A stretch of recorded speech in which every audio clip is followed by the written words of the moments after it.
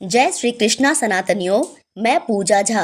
आप सबका be blessed astro में स्वागत है। आज इस वीडियो में बात करेंगे सफला एकादशी का व्रत जो खरमास में रखा गया है। इसका पारण किस नियम विधि से करें कि एकादशी का पूर्ण फल प्राप्त हो, क्योंकि सही पारण करने से एकादशी की महिमा अनंत गुना बढ़ जाती है। पारण मुहूर्त और पारना विधि क्या रहने वाला है। एकादशी का पारण हरिवासर के बाद होता है, तो हरिवासर का समय कब से कब तक रहने वाला है। एकादशी का व्रत दान के बिना तो पूरा ही नहीं माना जाता है, तो कब दान करें, पारण करने के बाद या पहले दान करें फिर पारण।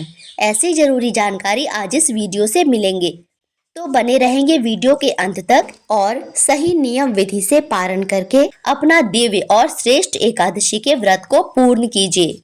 पौष माह के कृष्ण पक्ष की द्वादशी तिथि बहुत महत्वपूर्ण होती है। विष्णु पुराण में वर्णन किया गया है। द्वादशी तिथि सभी शुभ फलों को देने वाली और आपके पुण्यों को संजो के रखने वाली होती है। तो अब जानते हैं पारना मुहूर्त के बारे में। तो इस बार सफला एकादशी गृहस्थ जन और वैष्णव जन सभी के लिए एक ही दिन 26 दिसंबर दिन गुरुवार को रखी गई है।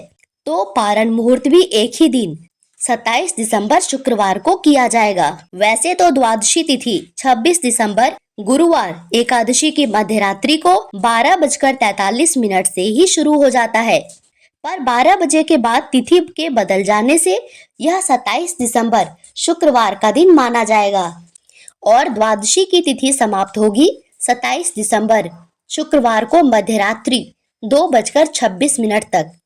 इसीलिए जो भी भक्तजन 26 दिसंबर गुरुवार को एकादशी का व्रत रख रहे हो, वे दूसरे दिन 27 दिसंबर शुक्रवार को सूर्योदय के बाद और द्वादशी तिथि खत्म होने से पहले अपने व्रत का शुभ मुहूर्त में पारण कर लेंगे।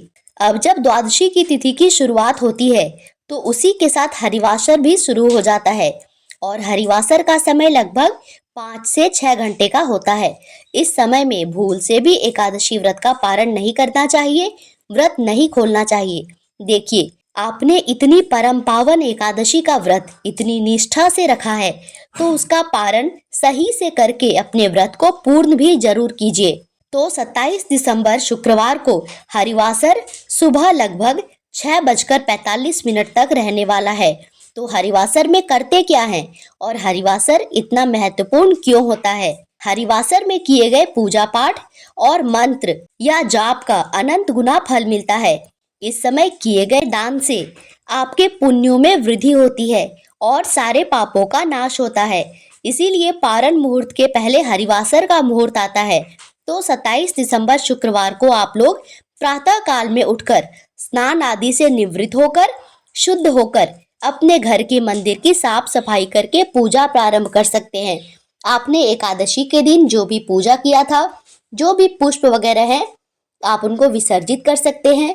फोटो या प्रतिमा को वापस उठा के अपने मंदिर में रख सकते हैं और फिर विधि विधान से भगवान विष्णु और माता लक्ष्मी की पूजा कीजिए। दिन भी शुक्रवार है, तो इस पूजा में इत्र का इस्तेमाल जरूर से जरूर कीजिए और ओम नमो भगवते वासुदेवाय और ओम श्रीम नमः इस मंत्र का 108 बार जाप जरूर करें। आज हो सके तो मखाने की खीर लक्ष्मी नारायण को केसर डालकर जरूर अर्पित करें। सफेद मखाने से माँ लक्ष्मी अति प्रसन्न होती है और केसर डालकर खीर अर्पित करने से आपको धन समृद्धि और वैभव की प्राप्ति होती है। तो आज के दिन मखाने की खीर का भोग अवश्य लगाएं। पूजा संपन्न करने के बाद आप एकादशी के निमित्त जो भी दान करना चाहते हैं, उसे भी निकाल कर रख लीजिए। एकादशी के दान में सीधा दान का विशेष महत्व होता है, जिसमें अनाज का दान करते हैं, जैसे आटा, आलू, चावल, दाल, नमक, हल्दी, इस ऋतु के फल, सब्जियां, वस्त्र और कुछ पैसे इत्यादि दान करने चाहिए।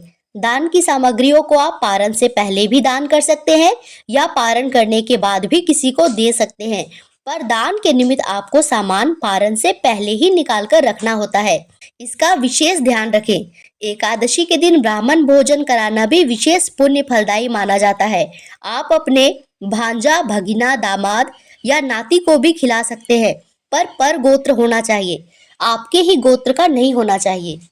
पर कुछ अनाज दान करके और किसी को भोजन करा के ही एकादशी व्रत का पारण करना चाहिए। और अगर कोई भी ना मिले तो आप गाय को ही कुछ खिलाकर उसके बाद भगवान का चरणामृत अपने दाहिने हाथ में लेकर उसमें तुलसी के पत्ते रखकर ओम नमो भगवते वासुदेवाय बोलकर ग्रहण करके अपने व्रत का पारण कर सकते हैं।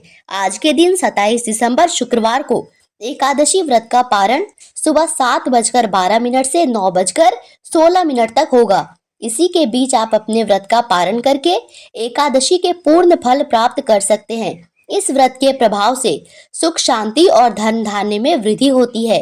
व्रत वाले दिन एकादशी की कथा और व्रत पारण में तुलसी माता की कथा अवश्य सुननी चाहिए। इससे भी आपको एकादशी का पुण्य प्राप्त होता है। अगर आप पारण वाले दिन कोई व्रत रख रहे हो तो पारण कैसे करें? देखिए, द्वादशी तिथि का पुण्य चावल में ही होता है। जैसे एकादशी में चावल खाना वर्जित होता है, उसी तरह द्वादशी को चावल खाना अत्यंत आवश्यक होता है। तो जब आप पारण करें तो उस समय भगवान के चरणामृत के साथ तुलसी पत्र और एक दाना चावल लेकर उसे भगवान को प्रणाम करके वहीं बैठकर बिना चबाए निगल जाएं। ये एक शास्त्रीय विधि है। इससे आपको एकादशी व्रत का पारण का पुण्य भी मिल जाएगा और इसके बाद आप उस दिन के व्रत का संकल्प लेकर व्रत कर सकते हैं। आप निश्चिंत होकर ऐसे पारण कर सकते हैं। आशा करती हूँ कि ये वीडियो आपके लिए उपयोगी रही होगी। अच्छी लगी हो तो चैनल को सब्सक्राइब कर लें ताकि आपको ऐसे ही जरूरी जानकारियाँ समय से पहले मिलती रहे। तो इसके लिए बेल आइकन भी प्रेस करना मत भूलिएगा। Thank you so much for watching. See you in next video. Radhe Radhe.